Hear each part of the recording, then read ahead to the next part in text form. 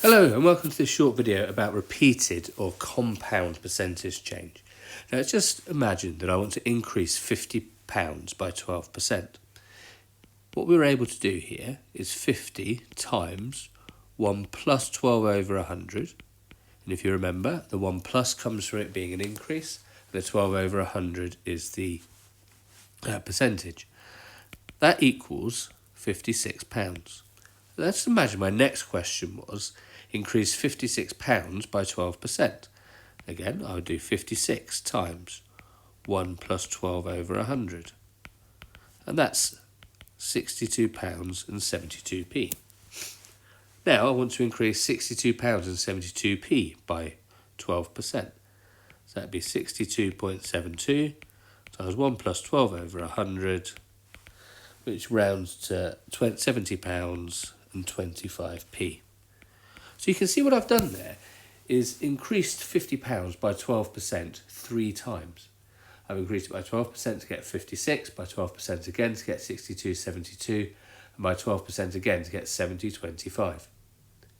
So the situation is this: I've borrowed £50 at an interest rate of 12% per year.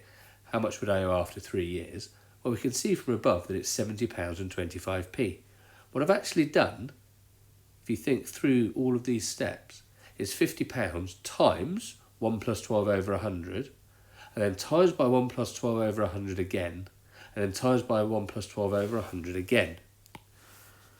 Rather than writing it all out every time, what I'm able to do is this: £50 times 1 plus 12 over 100, and that power of 3 tells me to do 1 plus 12 over 100 3 times. So I've done 50 times 1 plus 12 over 100 times 1 plus 12 over 100 times 1 plus 12 over 100. And that comes out at £70.25. Now some people make a silly mistake here. Some people think that you're able to do 12% times 3 is 36%, and then you can just do 50 times 1 plus 36 over 100. And lots of people try it. The trouble is that comes out at £68. It is the wrong answer. You cannot just multiply the percentage by the number of repeats. You have to use it as a power, because I'm timesing by 1 plus 12 over 100, effectively getting that answer and timesing that answer by 1 plus 12 over 100 again. So do not just multiply the percentage rate by the number of repeats. So we can see this one's now going to work in the same sort of way. If you remember, depreciates means the value goes down.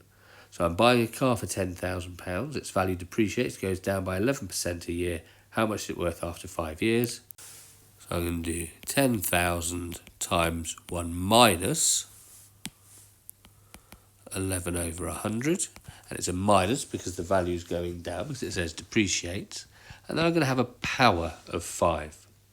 And if you remember on your calculators, you can get the power by using the button that says X with then a little square up in the corner. It looks like this: X with a little square up in the corner.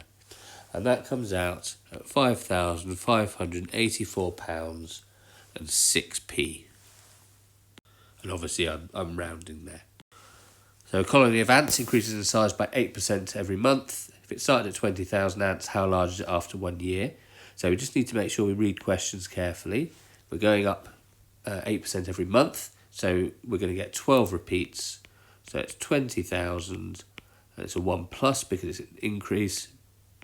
1 plus 8 over 100, it's the power 12. So after 1 year, there's going to be 50,363 ants. And obviously I'm rounding out to the nearest whole because we're not going to get half an ant. Now, again, we just need to read questions carefully sometimes. This is repeated percentage change, but it's not the same value every time.